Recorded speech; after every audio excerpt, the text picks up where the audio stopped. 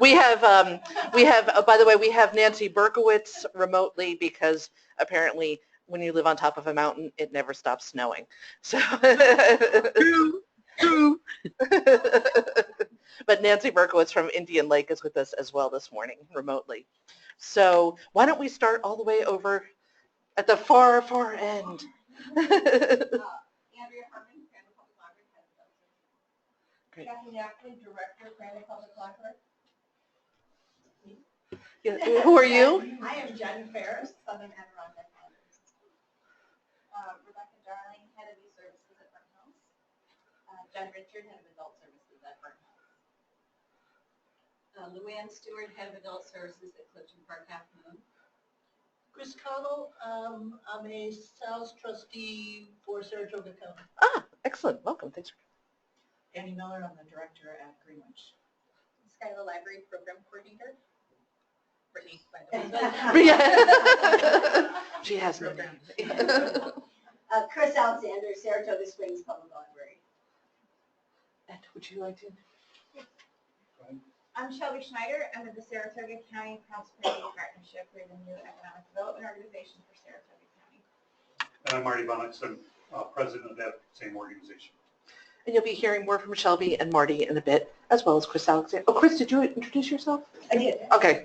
All right. Stick with me, people. It's my first time. I'm very nervous. So be gentle. So, yeah, exactly. So, thanks so much for being here and for being interested in the library's Mean Business Grant. And I actually want to, what's that? Oh, hello, welcome. No, come in, join us. There's a seat right up front. And introduce yourself. I'm Chris from the Pember Library.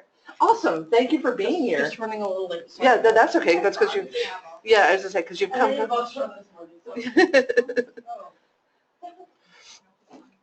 So I want to start this morning with a story, and the story is actually from Jamie LaRue, who's now at the Office of Intellectual Freedom at ALA, but he was the director of the libraries in Colorado, Douglas County Libraries in Colorado. And he told this great story about when he was getting rid of or rethinking how reference services were doing their work and kind of getting rid of the whole Fort Circ, as he called it, and making it less intimidating. And one of the things he did was send his reference librarians out into the community. And he went to the Chamber of Commerce at Douglas County and said, here, I am giving you a reference librarian. And they were like, why would we need a reference librarian? He's like, well, she's just going to sit here. She'll be here. She'll just going to listen to what you're talking about. And at one of the meetings, or after she was there for like 2 or 3 meetings, she kept hearing the same thing. So we're trying to figure out, like, what's the most efficient parking method? Is it parallel? Is it like this? Is it at an angle? They were going to do a building, and they wanted Western-style architecture, but what does Western-style architecture mean? They weren't sure. And so as they were going along, so she went back, and she does what amazing reference librarians do, which is research the heck out of it, and came back to them and said, okay, so I heard your questions, and I have a presentation for you. And she did a presentation and said, this is the most efficient parking. This is what Western style architecture looks like. And at the end of the thing, she had a standing ovation. So after about a year of being with the Chamber of Commerce, Jamie went back to them and said, okay, I have to pull back our reference librarian. We're putting her somewhere. They're like, no, we need a reference librarian, right? So this is part of what, when we're doing the Libraries Mean Business Grant, what we're trying to do is position ourselves so that people understand what we're bringing to the table and what we have to offer. And I just had a conversation, actually, Shelby's been doing a series of small business workshops throughout the area, and there was one in South Glens Falls, and I went to. And there was somebody there from an IDA who talked about working with global foundries to get that up and running. And so after his presentation, I went up and I talked to him. I said, listen, I said, we're really excited to have global foundries in the area, and our library, Clifton Park Half Moon, is seeing a huge need to offer English language learning because there's a big influx of a new population that may not speak English. And of course, along with that makes a chance for people to get assimilated to our culture. I said, and libraries have a really important role to play in economic development and in doing these things. And if you bring us in early in the conversation, we can help make that process smooth for the families and everybody else. So please let's start to be a part of the conversation. That's why I'm working with Shelby and Marty, and so we're hoping to be able to do this throughout our counties and with all our libraries. So, all right, so just to start, let me just do a little bit of housekeeping. Please mute or put on vibrate your phones. If you need to use the wireless, the password is reading1. 1 is the number 1. Reading is all lowercase. And if you need a bathroom, by all means use it. It is right down the hall to the right, way down the hall. So Simon Sinek tells us to start with why whenever we're thinking about anything. So when I was thinking about why are we doing this, yes, because the state has given us an adult literacy grant that's focused on workforce development. That's our number 1 why, right? But also because we have a chance to position libraries as business accelerators and show people that libraries are really valuable economic engines. And I don't think that's a way that people think about us right now, necessarily. Right? We're not only driving foot traffic to our local communities, and hopefully people who go to the library are using local businesses, but also we really have a lot of resources and talent and services that can help businesses get to where they need to be. So that's part of what we're trying to showcase with this. Another thing is this is a great chance for us to reach a new demographic that may or may not be using the library and to, again, showcase what we have to offer them. We also get to meet some very specific needs that have been identified by chambers of commerce and economic development corporations and LDCs in our area. So it's a chance for us to show them that we can be good partners and provide these services. And finally, because we have to recognize that we're part of a much larger socio-ecosystem, right? We're only going to be as successful as a community as we serve, so we want our communities to thrive so that we can. And again, the grant is made possible, I'm going to get this name right, for the New York State Library's Adult Literacy Library Services Program. And the grant runs from 2017 to 2019, so this is our first year. So kind of planning and figuring out how we're going to roll it out. And it's a brave new experiment, so stick with me on this. So there's going to be 2 parts to the grant program, and libraries can choose to take part in one, both, or neither. It's totally up to you. So the first part are the 90-minute turnkey programs that we're going to be offering to our member libraries. And each program will have kind of 4 different segments. One will be a presentation by an expert meeting a need that's been identified by that community. The second is identifying local resources. So we're going to invite community partners, like in Saratoga County, that might be the Saratoga County Prosperity Partnership, but it might be the local Chamber of Commerce or other people, so that people can see who the resources are, they can meet with them, they can have some FaceTime.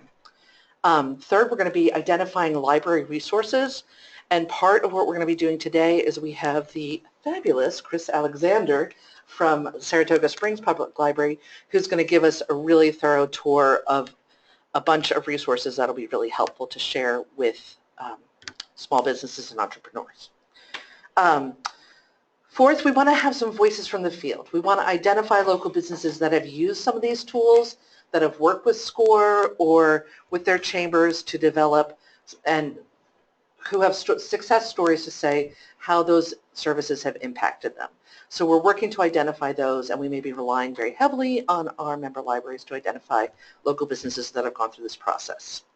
And then we will wrap it up, and this is an idea I totally stole from Shelby, with a speed dating time so that everybody has a chance to talk with the experts who are presenting and with the local chambers of commerce and EDCs. So when I talk to the chambers of commerce and EDCs, and I was asking them, what are the needs that you see that we need to address? It became very quickly that there were 4 primary areas, so that's how we're going to divide up the program tracks. So the first was Business 101, and that's like, how do you create a business plan? How do you identify funding? All of the kind of things that you need to do to put into place to start a business.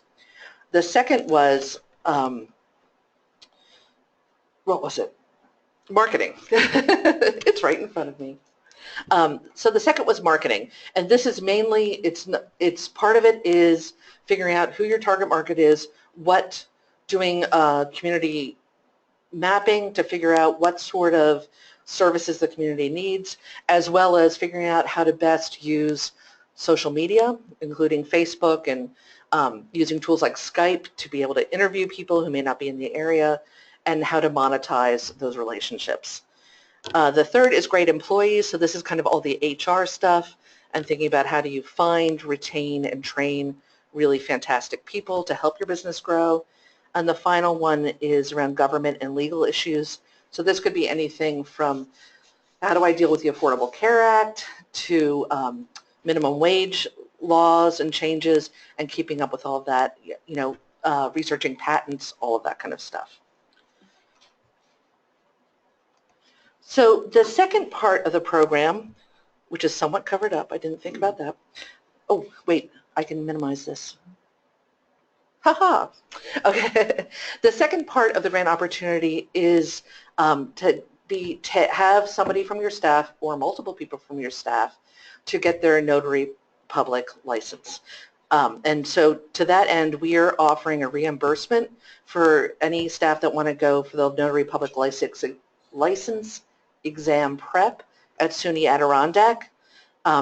It's going to be happening on April 27th. Unfortunately, it's the same day as our adult literacy workshop, but maybe this will hit a different people can go for the training. So the training is $49. Libraries would have to pay that out of pocket, but when people come back with their certificates, get them to me, email me or whatever, and you'll be reimbursed. We would love to be able to tell our communities that if you go to any public library in the South system, you can get stuff notarized. And the program will cover everything from avoiding conflicts of interest to maintaining professional ethics, charging proper fees. If you choose to charge fees, you may not. Handling special situations and when to defer to an attorney. So, oh, you had to register for the class through SUNY Adirondack, so you'll do that directly. And, yeah. So that's kind of the basics of what the program will look like.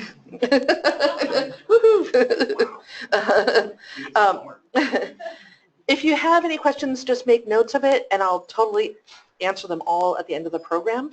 But now I'm going to let Shelby and Marty come talk about what they're up to at the Saratoga County Prosperity Partnership. So welcome, Shelby and Marty. You have to come up and talk into the, or near the microphone so Nancy can hear as well. All right, well, I'm going to start out. That's me. I'm not wearing my bow tie today, but usually I do. I don't know. I can't find that one right now. I'm not sure where it is. Anyway, so thank you very much, and I appreciate the opportunity to be here today. My name is Marty Vonnox. I'm the president of the Saratoga County Prosperity Partnership, and we're an organization that was created by the county back in 2014. The county wanted a more proactive and accountable and transparent economic development effort, and that's who we are. So we divide our work up into a couple different ways, and we'll talk a little bit about that, and I'm going to have Shelby come up and talk about one of the sectors that we're working on. I want to reflect a little bit about libraries. You're all librarians, and I was thinking, I took a couple notes when you were initially talking. When I was a kid, I love libraries. I mean, I love books. Anybody who knows me knows that I'm always reading a book. I'm always talking about books. Right now we're hiring a new staff person. One of my interview questions is, do you read? Not are you capable of reading, but do you read books? Do you like to read books? What kind of books do you read? And we've gotten some pretty good answers. But I remember when I was a kid growing up in the Midwest in Rockford, Illinois, in the summers, my mom, and I'm old enough that this wasn't an issue back then, I would ride my bike probably 3 or 4 miles to a library. I was required every week to go to the library and check out 1 or 2 books. And when I would go, I would, for a number of years, maybe like 3rd, 4th, 5th grade, every summer I would check out at least 3 or 4 times a single book, one title that I always read, and I would read it again and again and again. And it was a biography of the Indian Crazy Horse, one of the Ogallala tribe chieftains from back in Custer's day and that type of thing. And it just was, I don't know why, I was enamored with this American Indian. And I was reminded of that recently. I actually went out and bought a book on his early life. in my early career, and I'm old enough in my career not to have dealt with computers. We didn't have a computer on every desk. As an assistant city manager in a suburb of Chicago, I was often sent to the library to do research on whatever it is that we were doing. So I spent a lot of time early in my career sitting in the library, in the local library, doing research. And so I'm here to tell you that I love libraries, and I'm glad I'm here, and we're glad to be talking about the partnership. Real quickly, and I'll let Shelby get to the meat of the issue. We do 4 things. We attract new companies to the area.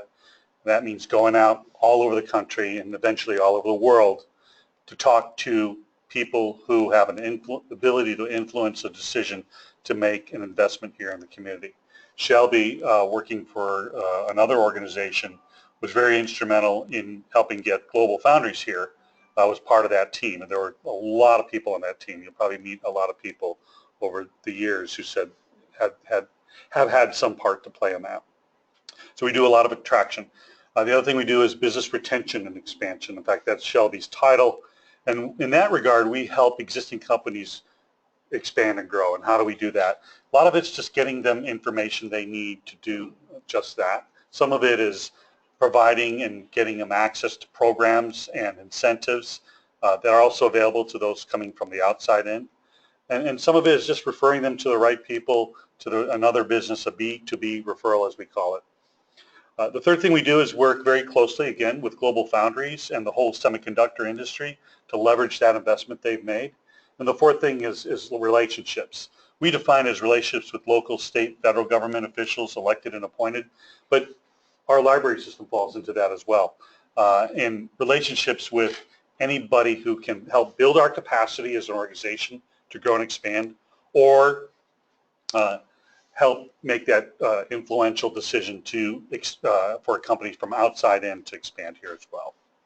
And so, as Erica mentioned, we're doing a series of workshops on small business, and to get out to the smaller communities so that the people there that are either starting a business or have started a business, probably are working or working on their business during the day.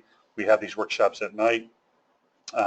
We want to consistently and continually reach out to these small companies and businesses so that they can be the next Global Foundries or the next IBM or the next GE. They all started with one employee, right?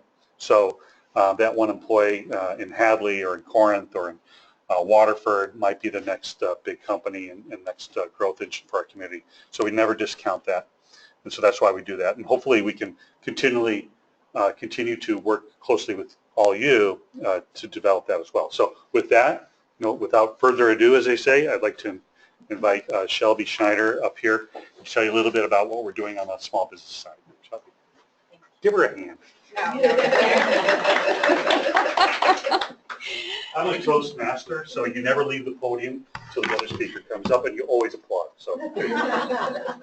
And I'm supposed to be starting my Toastmasters coming up, and I think everyone could use a little polishing when it comes to public speaking. I could myself. Sometimes I get nervous, but anyway, I'm Shelby Schneider. It is such a pleasure to be here, and it was really a delight to meet Erica for the first time. We were connected through the Service Corps of Retired Executives, otherwise known as SCORE, you probably all know about. And essentially who we are, what we do, I think Marty has covered that, but ultimately we're the first point of contact for business development in Saratoga County, New York. And what that means is, like Marty said, we deal with everything from inquiries from very large companies such as Global Foundries or large manufacturers, etc.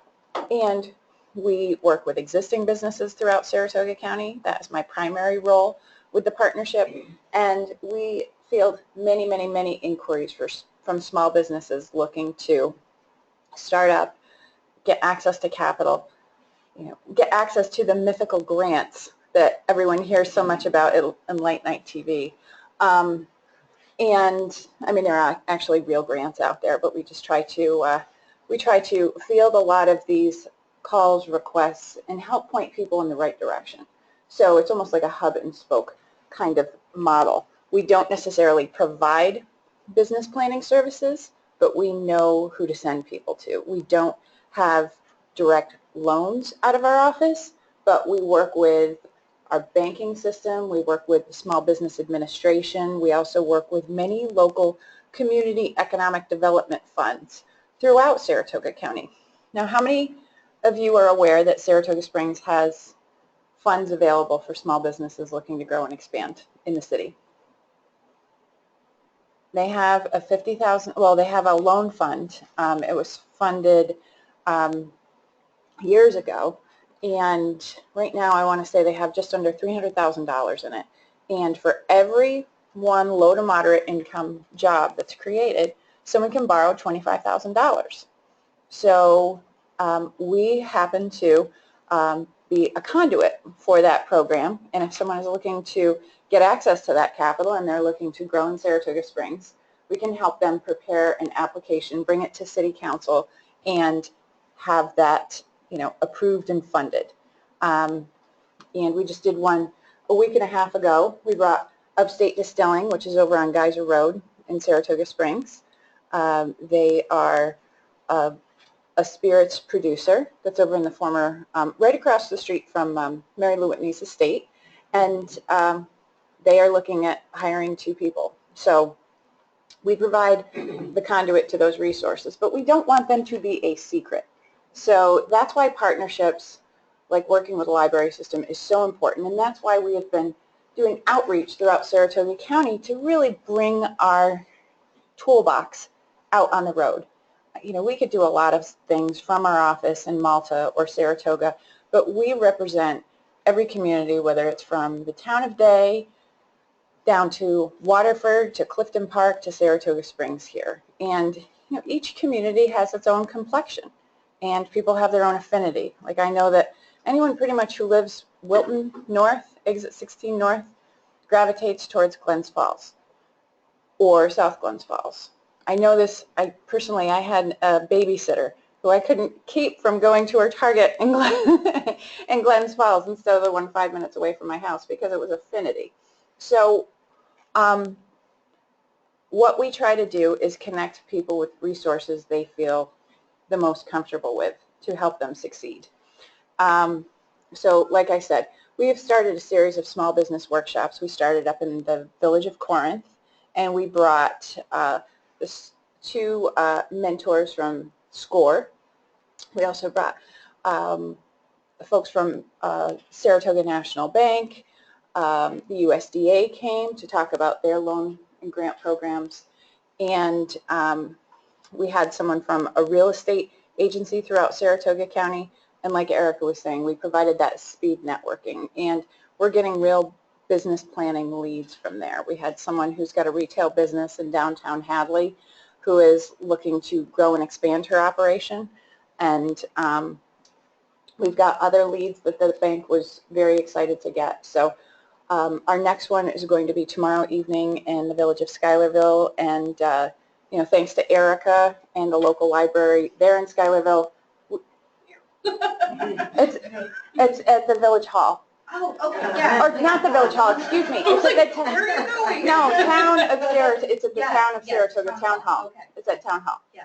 Big building on the corner of the old school, which was a Empire Zone. I put Shelby in touch with Caitlin. I'm sorry. Okay. Oh, yeah, yeah. I'm like,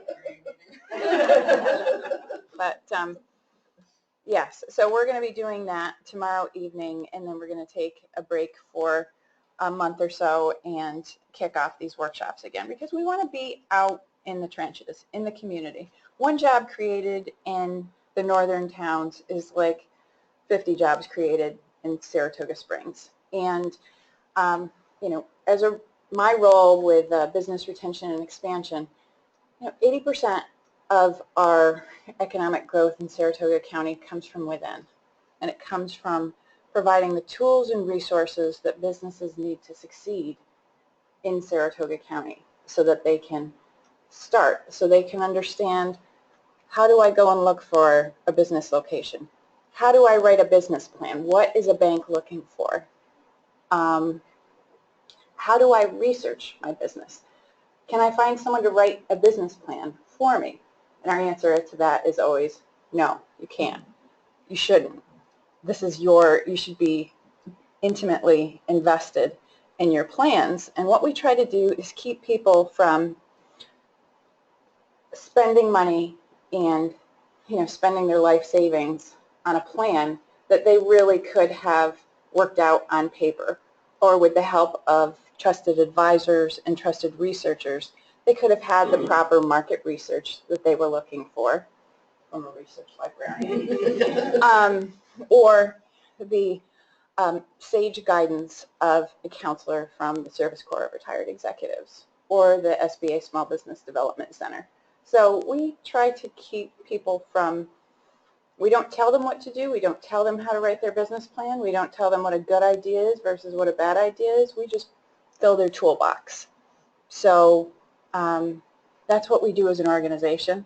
And hearing about Clifton Park Library System, has anyone ever heard of, in your need for English as a second language assistance, has anyone ever heard of the Capital Region Language Center?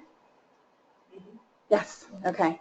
They have an office right at 77 Van Dam Street in Saratoga Springs, and they do provide that ESL courses. And I have the contact Kim Anderson, who I am sure, they are also down in Albany, but would love to come down and give a presentation at the library.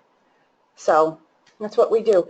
I'm a connector by nature. It's what I love to do. I feel like that's probably the single most important part of economic development. And I look forward to connecting with all of you and learning more about your system and how we can help facilitate growth and really make the library what it, elevate the perception that the library is still the most valuable resource for, research. And, a lot of people think that they can get anything they need off of Google or the internet, and there's a lot to be said for proper research that you can get from a library. So, thank you. Thank you. And I brought some collateral materials about our organization and just some handouts that we have at the workshop. Absolutely. And thank you so much for giving us an overview of what's going on with the SCPP, and now it is my very great pleasure to bring up the magnificent Chris Alexander, who is, a fun fact, if you don't know, Chris is also a lawyer. So she's like this especially magical unicorn. I'm always like, reference librarians blow me away because they can just do the most amazing thing. And I hope, did everybody get the resource that Chris created when they came in? And if you didn't, just raise your hand. Business resources, and then, okay. And I'll turn it over to Chris. So to move the slides, you have to hit these arrows there. Oh, I With can't, I can't just do it back and forth here. Apparently not. Okay. I just need to get to the internet also. Oh, okay.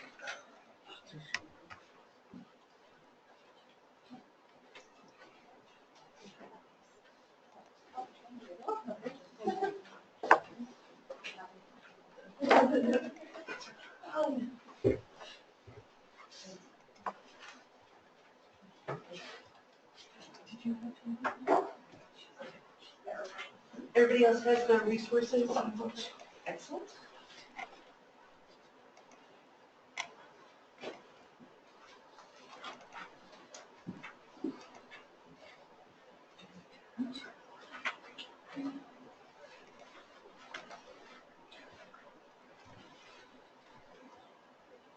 Just give you a minute to get to the databases. So I can...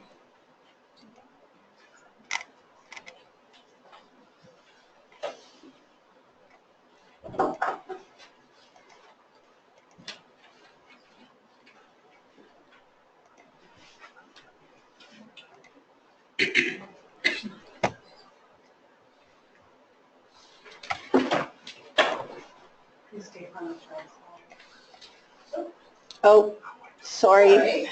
Sorry about that. I forgot there were more numbers. Okay, welcome everybody. I'm Chris Alexander again from the Saratoga Springs Public Library.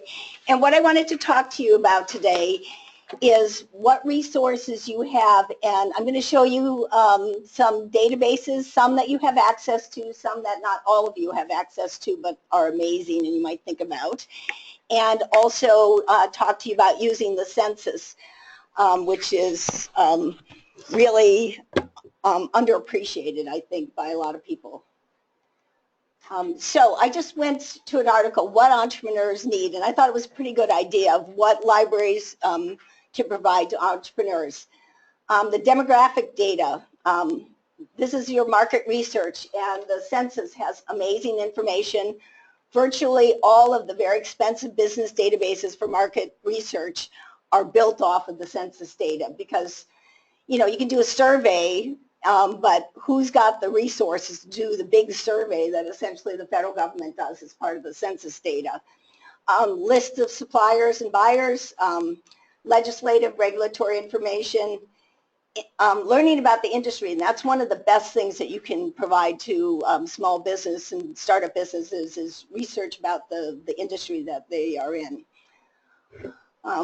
We can do research about the competing businesses in the area, how do they market their products and services, legal information, and information on starting the businesses, economic indicators, and then trade journal articles particularly. So what the tools that we have databases, we have books. I brought a selection of some of our books, including some of the NOLO self-help startup business kits and all that. And being a lawyer, I wouldn't recommend anybody do the whole thing by themselves without talking to a lawyer, but it can take, you know, also being a lawyer and being on the other side of the desk, the further ahead you are and you know exactly what you want and you do the background research and you don't have to spend hours with the attorney paying for those hours to tell them what you want, but you come in and you say, this is what I want, you know, this is what I need, and, you know, it'll save people money. We have databases, we have magazines, newspapers, government data, largely from the census. There are free websites that we can tell them about, and then strategic referrals. A referral to SCORE, for example, that Shelby was talking about is probably one of the best things that you can do for a small business that's starting out. Okay, so the 3 demos today, I'm going to do 2 databases, Business Insights Essentials, which is part of the Novel New York databases that are provided with funding for public libraries. So you all have that. Reference USA, which I know we have, Clifton Park, Crandall, I'm not sure who else has it, but which is a phenomenal database. Every time I show somebody who's looking, doing business research, Reference USA, they're blown away by it. It's a great database. And then the census, which is got so much in it that it's a little hard to use, but you can help them through that. So let's start with Business Insights Essentials. So the things that it has in it, the 3 basic things, company information, industry information, and then trade journal articles. And the company, the bigger the company, the more information they have. For example, they have SWOT analysis, the strengths, weakness, opportunities, and threats. For the big companies, they'll have that, but, you know, if you look at a little restaurant, they're not going to have that kind of information for that. They've got parent-subsidiary hierarchy. So, for example, you look up a bank, you can find out who the parent is, or if you get to the parent, you can find out who the subsidiaries are. And they have some financial information. Industry information, which if I can give you one search tip, if you're, I'm assuming you're probably using this already, but you need to search by industry code in order to get good information. If you just do a keyword search, you're going to miss it, because this, basically the subject headings of these databases, these business databases, the NAICS code is the way you search. That's the subject heading for industries. It'll also give you an idea of the associations for each industry, which is really helpful, because people who are in an industry, if they don't know where the trade shows are and what's going on in the industry, hooking up with the trade associations is a really good idea. It's got market share and rankings, so you can tell who are the big boys in each industry. It's got industry encyclopedias, so you can get lengthy articles about the industry, and then trade journal articles, so what's happening, what's new. So why would you go to this database? If you go in, you can do research and figure out who are the competitors, what's their share of the market, how's the industry doing, what are the trends in the industry, and which association, as I said, to contact to find out about trade shows and things like that. So I'm just going to get out of this for a second and go to the actual database. Oops. I missed it. Where's my, that one? Oh, okay. There we go. Okay, let's start out. First, if you're in a particular area and you just want to find out about businesses in the area, you can actually build a list. So if you, so we'll do, of course you can search for a company finder also, but you know, if you just want to search for a particular company, but you also can just build a list of companies. For example, let's choose, we're going to choose, hang on, let me search. Okay, we'll look for companies in Saratoga Springs because we're here. Let's do that. So state would be New York.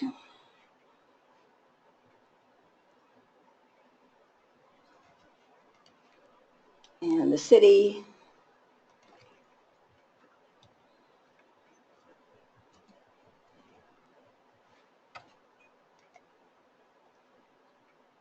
okay, now you've done your search. We've looked for all of the businesses that they found. They found 39 businesses. I'm sure there are many more than that, but these are the ones, you know, that they'll have a good data on them. And you can just go down. I'll just choose one. Let's see. I just want to show you something. I'll choose Old Saratoga Brewing, just so you get an idea. This is a very small company, obviously. But if you can look on there, you'll see they'll have some data, some financial data, it tells you, I'll just show you right here, the NAICS code. If you're going to search for the industry, it gives you that. And you can directly search for NAICS code, but I think the best way to do it is to find a company in the industry and look and see what codes they consider that company to be in, and go work into it backwards. They also have, on the side, you can see it down there, they have brands, which is helpful because if somebody comes in with a brand, I mean, we're going directly to the brands. Is this working? Oh, there it goes. You know, for example, these are their beer brands. If somebody comes in and says, you know, they probably wouldn't come with this exact question, but if they come in and they say, there's this product, who's the company that makes it? This is a good place to look and figure out who it is. So, example, one of their beers is called Red Tail. If you had Red Tail and you didn't know who made it, you could come back. I mean, again, that probably wouldn't be the one that you would do. And I'm going to choose a different, let me choose the Saratogan. I'll bring up their record. Again, the same kind of information, articles, some sales and marketing. At the very top, they've got a little thing that talks about the company hierarchy. So if you click on that, this is what I was talking about it. So that's the journal register. So if we click on the journal register, you look, so that's the parent company. And then you have the information about the parent company or the holding company. So if you look on the side, they've got their rankings, who are the big newspapers in the country. They've got the market share, which ones have, I'll just click on the market share reports, for example. And largest newspaper publishers, so they've got a listing by that, and so they'll rank them and tell you what their market share is for each of them. It's got trade journals, so you can look at articles about the newspaper publishing industry, which is really helpful if somebody's trying to learn about their industry. And again, at the top, they've got their NAICS code is, you know, it's a 6-digit code for the whole code, and so it's 511110, and if you search by that in the industries, you'll find things. So, and now I'm going to search for a company. I'm just going to go up to the top. There's a search bar on the very top, and it's got a pull-down menu with company, industry, article, or keyword. Let's keep it on company, and let's look for a great big company so you can see how rich this database is for the bigger companies.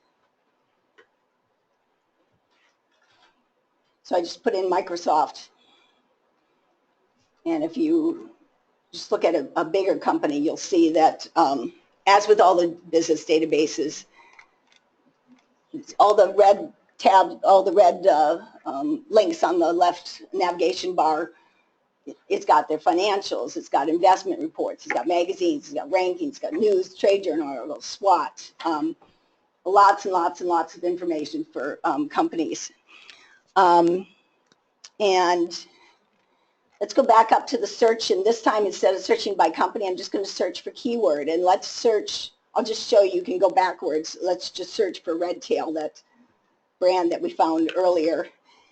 And when you search for that, one of the categories that's going to come up is that Redtail is a brand of Old Saratoga Brewing, so it works. You can search one way or the other.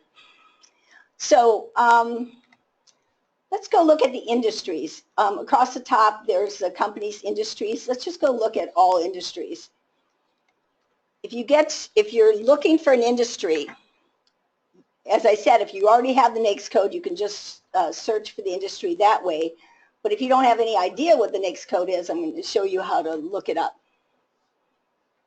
And NAICS stands for North American Industrial Classification System. I think something like that.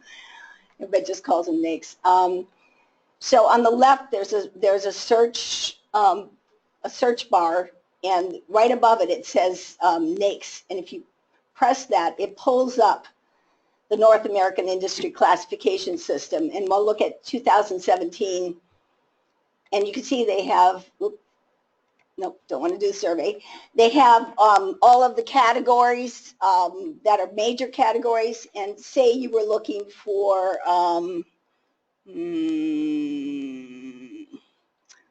let's see, how about finance and insurance, which starts with 52, and if you open that up, it gives you all of the different ones. So let's go to, you want one in particular? We could go to, I'm looking for a securities broker. I've seen it right off. This is, you're just using a list at this point. I mean, you can try searching by keyword, but you might hit on the right words and you might not. So let's just say we'll go to real estate credit company. If you look here, they give you examples, and they've got all the subcodes also of the different things that you can do. So I'm going to go now, once you've done that, I'm just going to close out this NAICS thing, because once you come back, I'm going to go back to Business Insights, and we're going to search for the industries at the top. Choose the industries, and I'm just going to choose, I have a NAICS code for securities brokerage, so I'm going to put that in, 523120. Yeah. Okay, here's your securities brokerage. If you open up the title, you've got basically an outline of how many companies are in here, how many employees, you know, in the industry. It's got links, industry information, including on the left side, it's got the associations. If you click on that, it will give you the list of associations for the brokerage industry, including, for example, the National Investment Banking Association. Gives you all the contact information, the website, so you can easily find it and you know, pass that on to your small business person who's looking for that. It's got rankings, for example, who are the major leaders in here, and they've got it by different largest black-owned asset managers, and they've got lots of different rankings for lots of different segments. Leading U.S.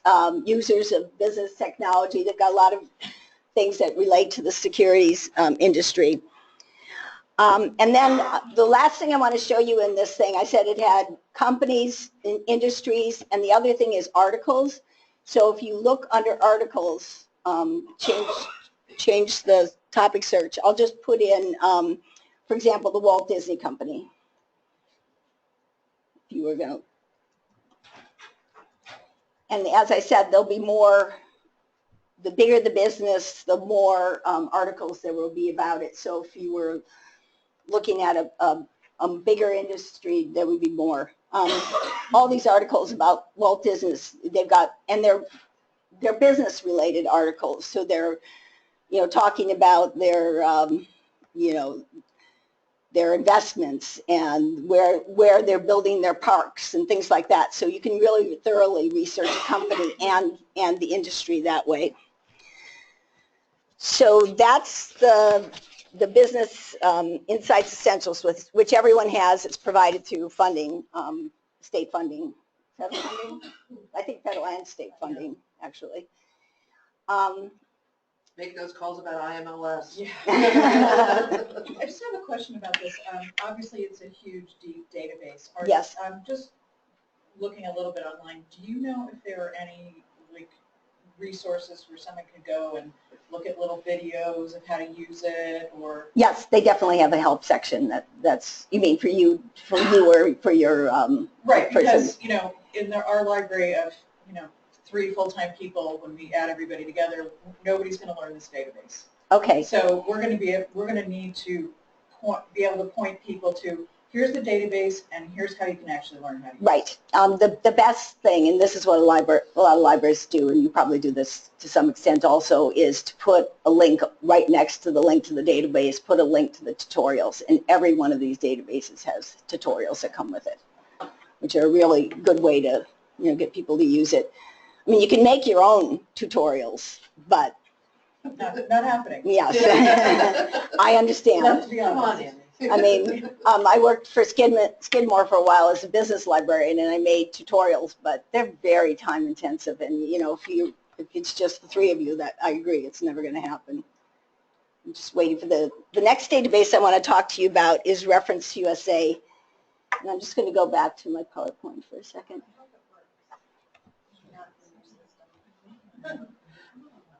Oh, yeah, it might not work. Oh, but I have my library card number. Okay, so this is my favorite database. I love this database because it's so practical. You get addresses and you can make a mailing list and you can do a mail merge and you can send out a mass mailing. It's a fabulous database. So what questions? How do I find my potential customers? What other businesses are in the area? And that's important for citing. You don't want to, come into a market that's saturated. But it's also important if you're selling, if you're doing business-to-business marketing and you have something that you want to market to businesses, this is a great way to figure out where they are, what their address is, how you mail to them.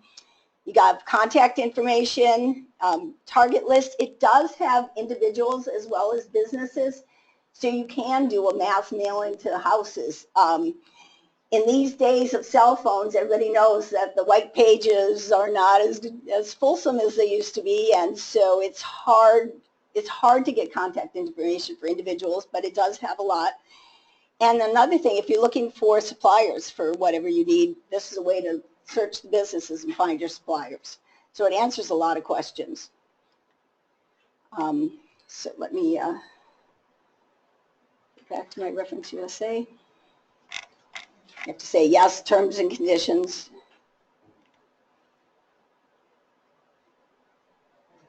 Right, they click the box. Oh, okay, I didn't see that. Oh, I see. Thank you. It's uber little on here. Okay.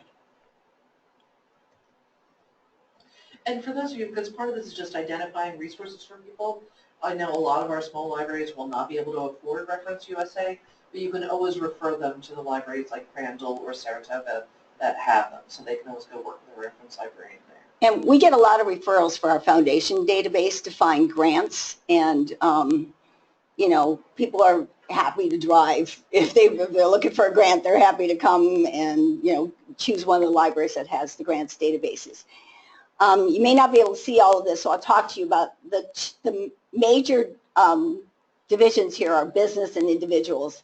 They've got U.S. businesses, Canadian businesses. They've got a jobs section, which is useful, but I don't think it's any better than just searching Indeed or, you know, one of the job websites. It's got healthcare things, so if you're in the healthcare industry, it's a really, you know, they've pulled out those companies. It's got new businesses, which is interesting because sometimes new businesses don't have the really long-standing supplier relationships that old businesses do, and it's easier in some ways to market to new businesses because they're much less loyal, I would say, to, you know, because they've only been dealing with a supplier for a little while. They might consider somebody new is going to give them a better deal. It's also got a white pages. I mean, you can look this up. You can look up company names here. You know, sometimes you go on websites and have you ever gone to search for a company's phone number and there's no phone number on the website because they don't want your call. They want you to contact them through their contact form. This is the way to find a phone number, a secret way. So it's got other uses as well. And they got a brand new section called U.S. Consumers Lifestyles, which is great for individual marketing. So let's go first to, let's see. Let's go to U.S. businesses first. Unless you're looking for a phone number, do not use the easy search. You always want to use the, advanced search because this lets you have the most control over what you're looking for.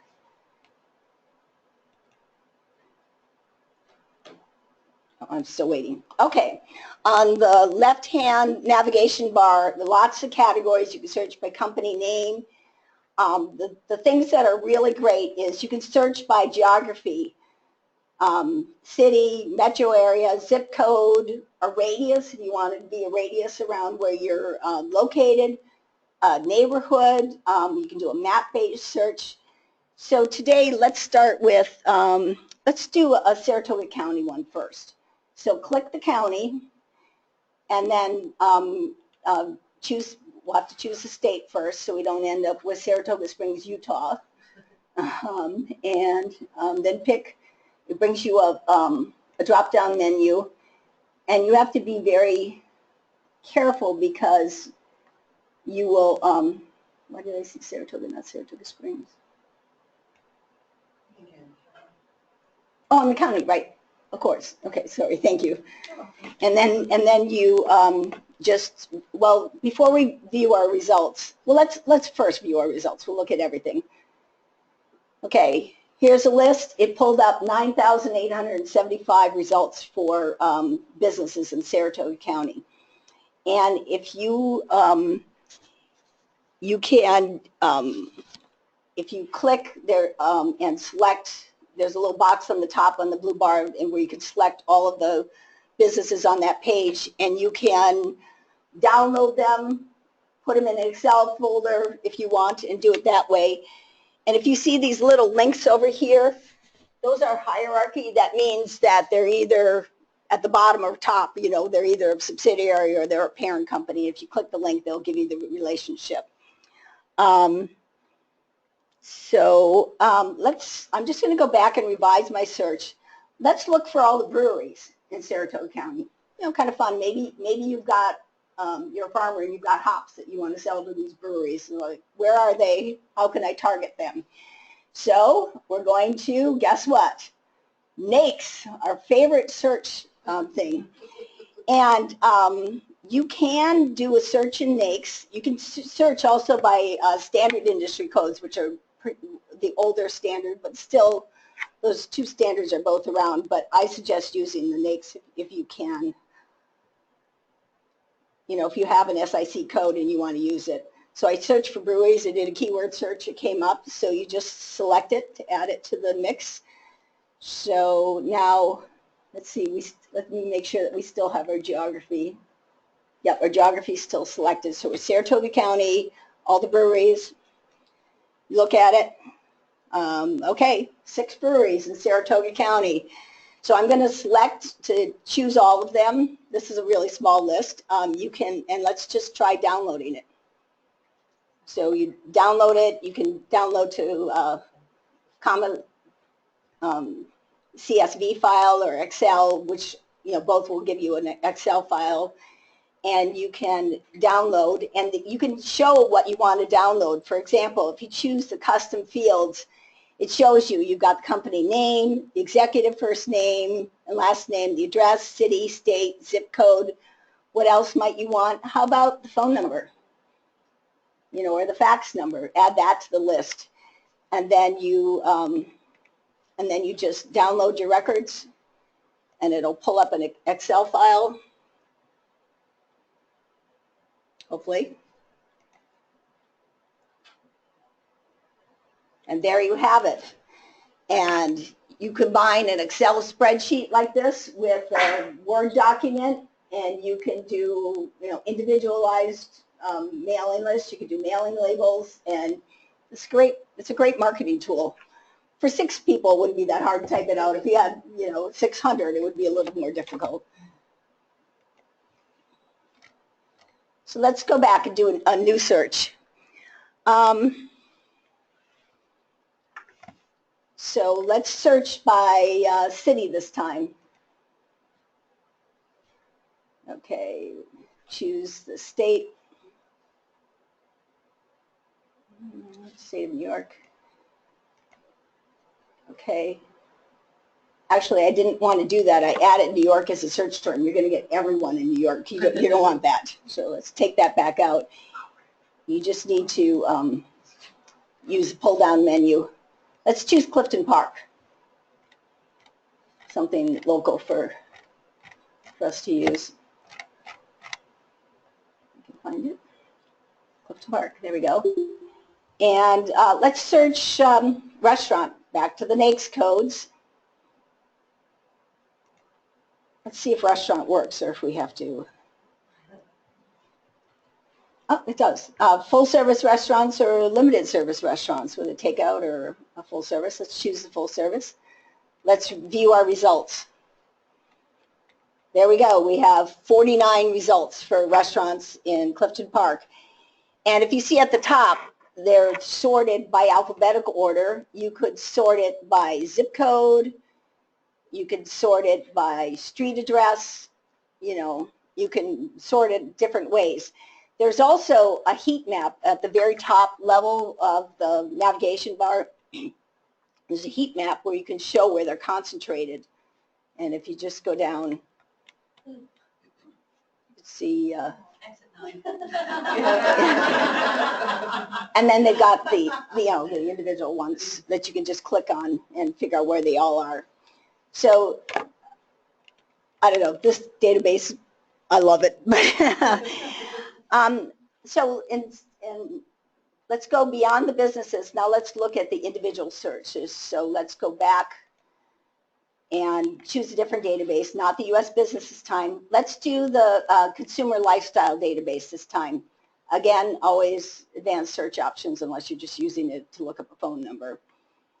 So first for geography, I'm just going to look for the city of Saratoga Springs. Actually, why don't I look for the zip code 12866?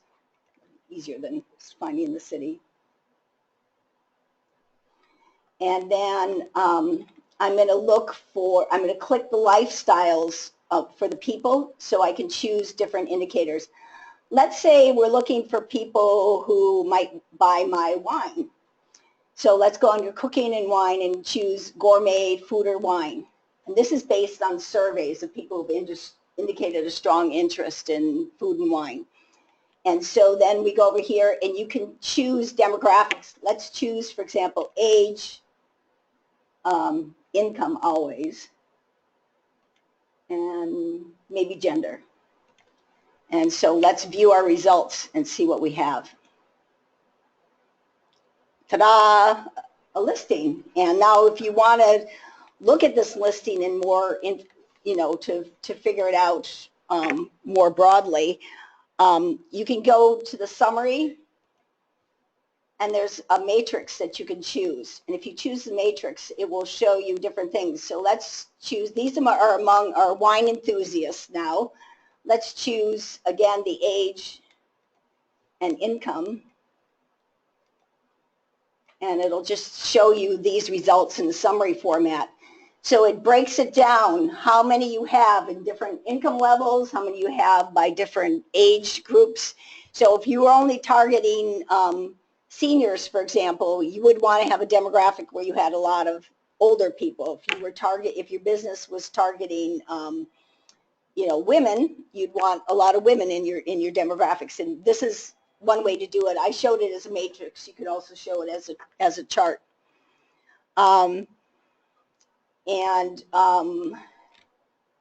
You can, again, if we go back to the results, you can sort it by street address, for example, and these are actual live people who are living on 5th Street in Saratoga Springs, so you can do this. They've got a big disclaimer about not using the phone numbers without, because of the do not call list unless you call the do not call list. So, but that's up to you to do it. And if you want to do it, you can download. Again, I'll just take a few pages of it and download it.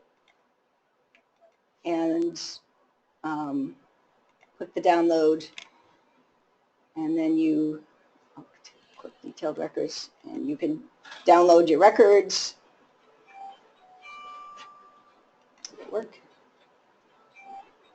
Working again, they'll download to an Excel spreadsheet, so you can massage the data any way you want, and match it with Word to do a mail merge.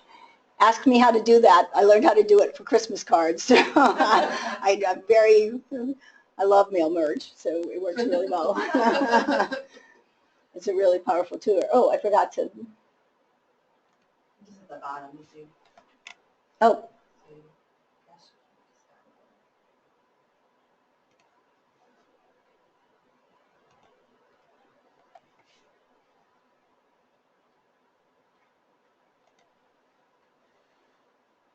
Okay, now it's opening. I don't know.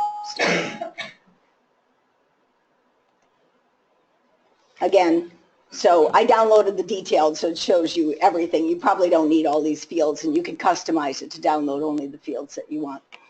So send your folks over to the Saratoga Library, and we'll work with them to do these. And then the last thing I wanted to talk to you about was using census data.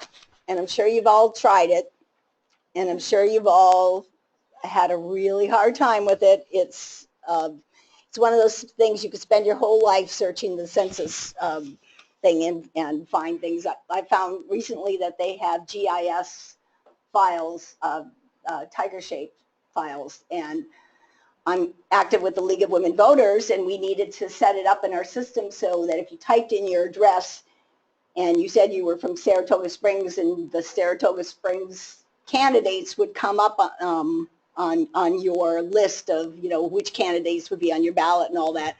So I had to learn about GIS and tiger shape, but again, it's the census. They've got all that information for free, which, the city planning, they have obviously much more extensive GIS things, but that is a possibility to use. Oh, yeah, go back to my PowerPoint.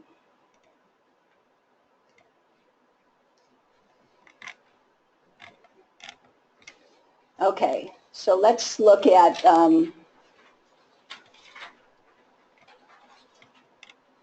the American Fact Finder, and on the handout I gave you a lot of different sort of more pre-packaged links if you just want to pull up some general data. It's almost never enough for business. They want specific data. They're sort of interested in national trends and state trends, but honestly, They want data about the demographics of people who are in their target area. If it's a small business, they may be targeting the U.S., but they're more likely targeting a city, a county, a metro area as their main area. As you know, the long-form census is gone. We're no longer doing that every 10 years. So the American Community Survey is based on surveys in metro areas. They do yearly surveys, and in metro areas, that data is pretty reliable. But if you're in a smaller area, the survey estimates are going to be the 5-year survey estimates are going to be your best bet, because the smaller the area, the less, the more margin of error they have. So what questions? It's all market research questions for the most part. Are there going to be customers for me if I'm running a daycare? Are there kids? If I'm running the senior center, are there seniors? Population estimates, the age distribution, sex, income, living arrangements. Do people in their own houses? Do they have apartments? What's the educational levels? How long are people commuting? How are they commuting? Their occupations. Will I find skilled workers? If you're running a business and you need a highly educated workforce, you don't want to move somewhere where the only people within commuting distance do not have those skills, unless you can draw them in, which Global Foundries, of course, did from across the country, well, around the world, actually. But so let's go to the actually. I should stay there because I have a link on my thing. No, I don't. Okay, I'll just go to the internet. And if you just Google American Community Survey, actually even ACS might be enough.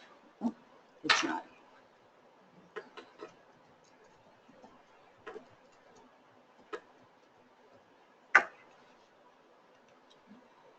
Okay. So the American Community Survey, here we are. If you go up to the top, it's got a data tool. There's lots of different ways to come into this, but probably the best way, instead of the American Community Survey, let's do the American Fact Finder. That would probably be easier to start to show here. The data tool has, and I put that in my handout because that's the richest way to do it. But the American Fact Finder is probably, yes, we still want them. Okay, so they have community facts, which are fun. If you put in your community, you'll get a nice little handout of facts about Saratoga County, for example. But again, the businesses that's not going to be enough for business research. They're going to want more. So head to the advanced search, reference librarians. That's the way we like to do it. So your options are on the side. And we had a fellow from the census come in and do training for us. And his approach is the way I'm going to train you. And this, I think, is a really best approach. First thing, select your geography.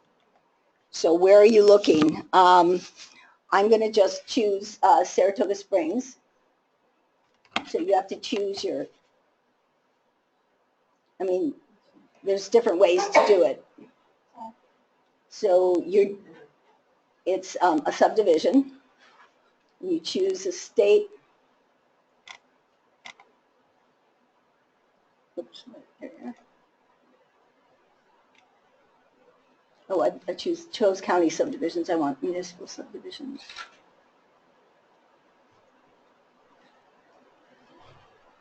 Oh no, I'll still do county subdivisions. Okay, Saratoga County. And then that'll bring up a pull-up list with all your cities. So I'm just going to, again, choose Saratoga Springs. And then you add that to your selections. Okay, so you're done with choosing the geography and you can just close it. And then the next one is you can enter your characteristics. So let's look at the topics. And let's do people topics. I chose a few to use to show you today.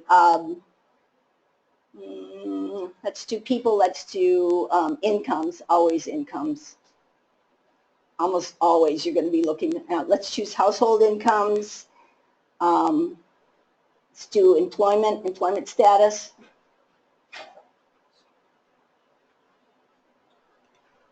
And let's choose occupation as well. Okay, so we've added all those things to our search. And here's what you get. And this is the part that frustrates people. You get all these different tables. And this is why a lot of business databases make a lot of money charging people to search, because it's really hard to figure out what's the best one. Let's take the 2015 ACS 5-year estimates. Open that up.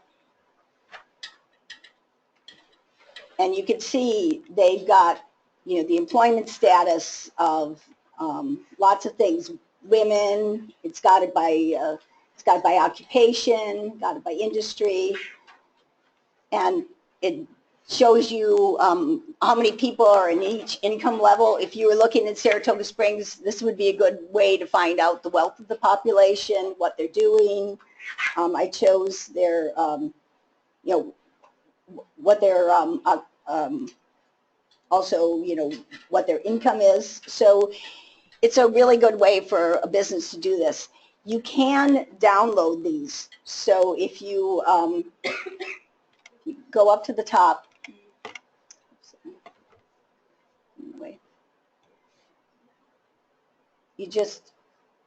you've got the table, you just click the download.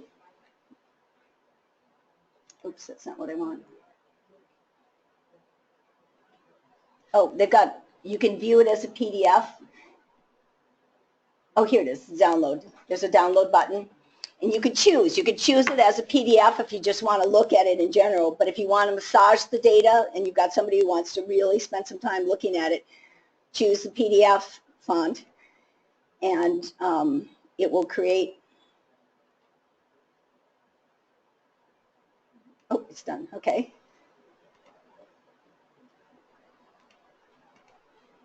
Here we go, another Excel data sheet, and if you look, it's got all that information in a table format, which is really helpful. I only chose a few indicators, and I chose a small area.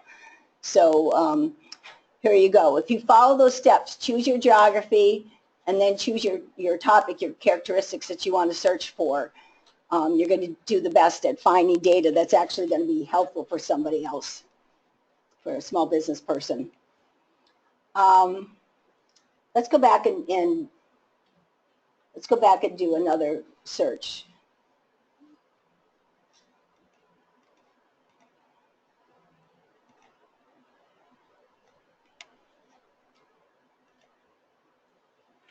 Okay, again, let's do another search.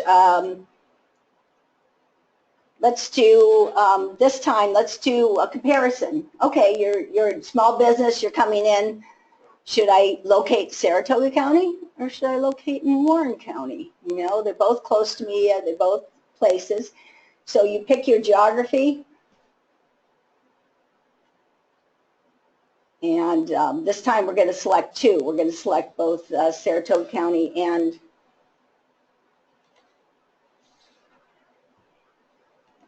select it New York State. And so we've got all counties, and let's just pull up, we'll add to our search Saratoga. And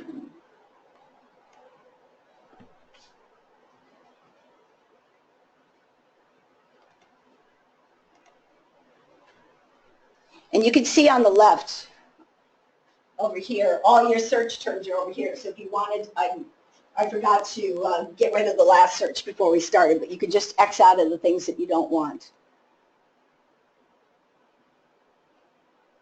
Oops, sorry.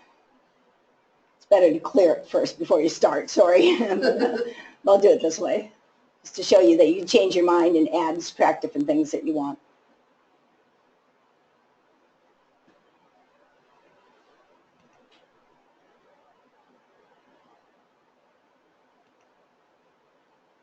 Okay, so we've got Saratoga County and Warren County. Now let's search by industry. We want all of the restaurants. So go to industry codes. And so I'm just going to, I already have, let's search for restaurants. I think that we only search for restaurants. So obviously there are other things, but it's easily understandable category. So we have restaurants, and here are your codes. Let's choose the full service restaurant, and you just add it to the search. Okay, so now you can see on the left we're looking for Saratoga County, Warren County, and restaurants. And so let's look at these lovely, all the tables we have to choose from again. One of the tables that you're going to see is county business patterns. And this is actually a really helpful table. You might want to make note of this because this is often helpful for businesses, the county patterns. And they basically, if it shows how many, it's a small, it's not a big chart, but it shows how many establishments there are, how many employees there are, their annual payroll, and you can, delve into this and look at the chart for Saratoga County and Warren County, but you can also do a direct comparison. So this is, the county business patterns is helpful if you've got a startup company or a company that's looking to expand their business and wants to see what the business climate is in their community. I've thrown a lot of stuff at you, not fun stuff. It's business research, but I would like to take any questions you might have at this point. I think it was the Reference USA that you were demonstrating that really drilled down to fairly personal levels. Where are they getting that data from? Internet, phone books, everything. They get they get it from as many places as they can get it from. They're constantly updating it. Well, that just happened. Yeah. And we have looked at other databases. There are other databases that have directory information, and in my personal opinion, they don't compare. I mean, I would look at Saratoga Springs and I would say, search for real estate companies, and the other databases only got a fraction of them. I'm not saying that Realty USA is everything. I mean, Reference USA. Sorry, I'm thinking business. Reference USA has, like they're still showing Serata as a business, and that's not the case anymore. And so their information isn't always up to date. But I just looked. There's that brand new, I can't remember what it's called, where the Talbots used to be in Saratoga. They've got a new Vent. And it was in there already. I was like, whoa, that's pretty amazing. That was pretty fast. They got it up and going, and it's, so you can search for it. So the Reference USA, I mean, it's really easy for business people to immediately see the benefit of that, because they're not just getting background information. They're getting a marketing list. What else, can you ask for? So if you're fortunate enough to be able to afford it, I know my boss always says, do we really need to pay this money for this database? I'm like, yes, we really need to pay this money for this database because I love it. But is it underused? Absolutely. I mean, I think all of our databases are underused, but that one kills me, because I think if the small businesses knew about it, and they do know about it if they come and ask us for help, but otherwise they don't find it. And it just looks like a business directory. Why would you be interested in that? It just looks like a way to look up a phone number, and they don't understand unless you really look at it and spend some time with it, you don't understand how powerful the tool can be. Well, that's why you need reference librarians. Right. That's right. Anything else? And the resource list that I gave you has a lot of other things on it. Oh, we gave them all out. But I mean, a lot of other resources, including, where to refer, because as a lawyer, I'm shocked that there's at least one person every day who asks us for legal help. Usually a form, but often more than that, or referrals. And we are very fortunate that our free public access county, the county-based public access law libraries in our county, it's just down the street. It's at City Hall. It's on the second or third floor of City Hall. And it's huge, and it's got free Westlaw and Lexis, and it doesn't have a librarian, but it has a clerk who's really good. And they have a whole selection of self-help materials, including self-help forms. She knows how to help the public. And, we have a lot of these great form books, but inevitably, I look at it and it's like, we don't have the right form. You need, at the law library, they have whole shelves full of form books. You could spend a while finding the right form, but you can find it and it's free.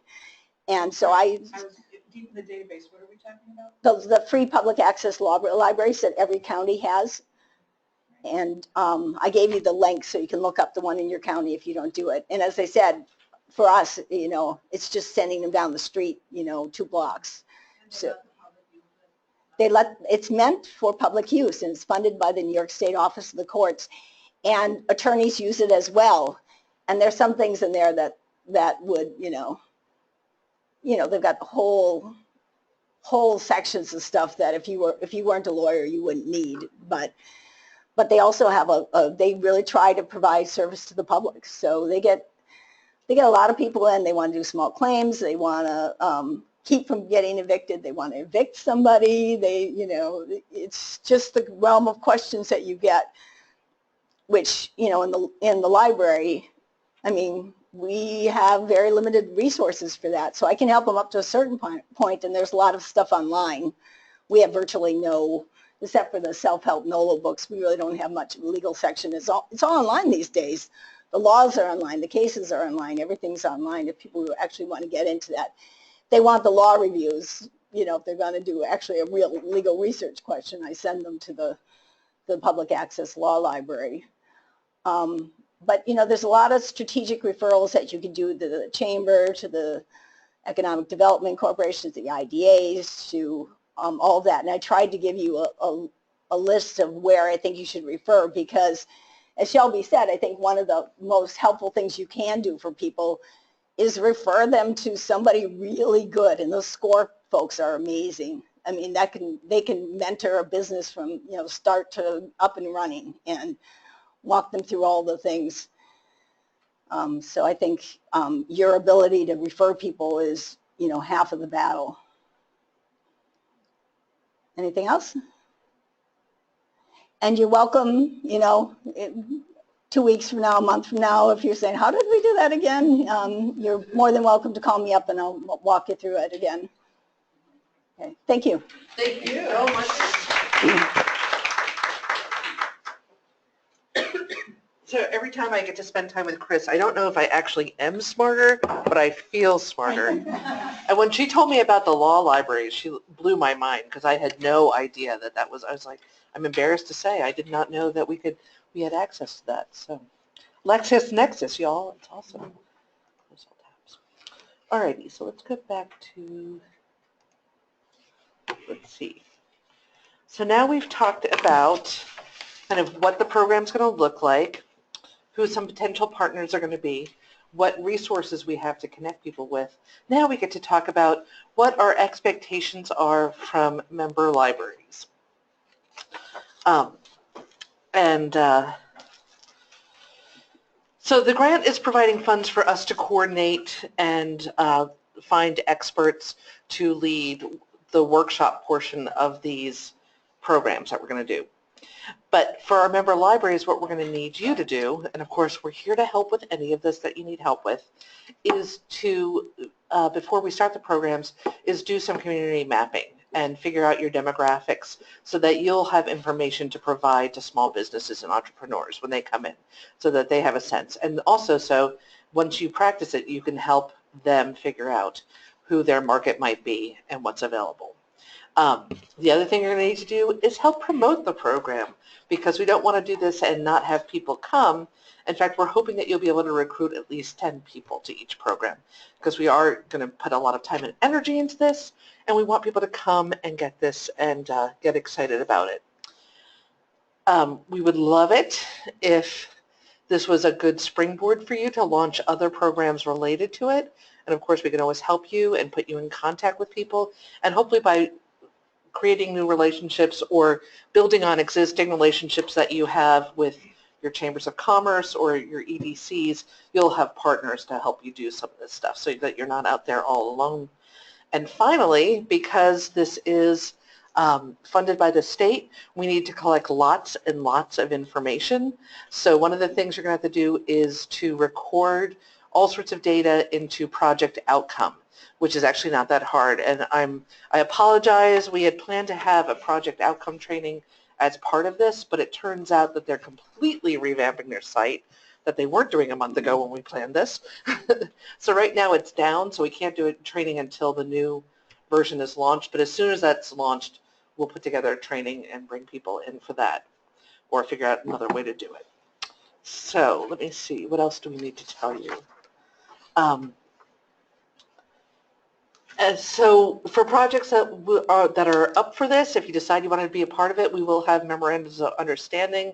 I'll work that out with Sarah and we'll get them to you. And then we're thinking about rolling this out in the fall because I know we're just about to hit summer reading and I think that everybody's going to be maxed out with that. So we'll be looking to start some of this in October so that we don't completely break all of you. So I understand what that's like. So to wrap up, we've talked about kind of why we're doing the grant, the different parts of the grant, the structure of the programs, and how to share library resources and expectations of member libraries. And so thank you so much for all coming in today and listening to this and going through this with us, and thank you for being interested in the program. And if you have any questions, ask them, and I will be happy to answer them or find the answer and get back to you. So does anybody have any questions about the program, or does this make sense to you, would be the other thing. Anything? All right, well, before I release you into the wild, everybody please, please, please fill out this lovely sheet. And there's a question on the back as well. And before you go, nobody gets to leave this room until the sheets are on that table. Yeah, it's all anonymous. Yeah, you can do it face down, but yeah, but you will be trapped in here forever with me. So, oh, let me check on, how do I make this bigger? Let me check on Nancy. Whoops. Can I ask a question? You can, Nancy. Okay. First of all, Erica, you got to send me all the handouts because she was talking really fast. I couldn't even read the PowerPoint. Okay. Will do. Thanks. And I was wondering if I have a patron in Indian Lake and they want to use a database that I don't subscribe to, can I just send them down to Crandall or Saratoga? Is the database resident on the computers, the public access computers, or if they ask a reference librarian, will they get assistance without a Crandall library card or without a Saratoga library card? Yeah, Nancy, yeah, I was going to say, oh, Kathy and Andrea's heads are about to fall off. They're nodding so hard. So yeah. I can't see. Absolutely. They won't be able to use it at home because Right. It's key, the library card is key, but yes, in the library. Great. Thank you. And also, I just want to say, for those who don't know, Nancy Berkowitz actually has experience with economic development as well. So we have a lot of talent in our community that we can tap. And don't think I've forgotten, Nancy. I'm going to exploit you at some point about that. No problem. Nancy, I'm sending you the survey. Oh, very good.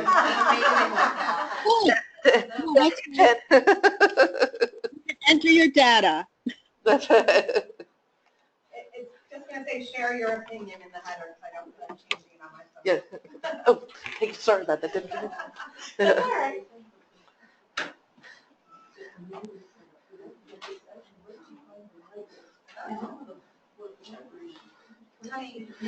Oh, and just one final reminder for everybody who didn't hear. So if you want to send somebody to the notary public training that's happening at SUNY Adirondack on April 27th, just go online and register through SUNY Adirondack. And at the end of the class, they give you a certificate, send me a copy, and you will be reimbursed. But then you have to take a test. Yes, we're only paying for the class for the prep. So then, and they don't actually have you take the test there. They do have a practice test with like 80 questions. So you have a sense of how you're going to do. But then you have to register, then you have to sign up and take the test. And Take that and then take all Yeah. the equipment. yeah, yes. We're only the gateway drug. That's really good.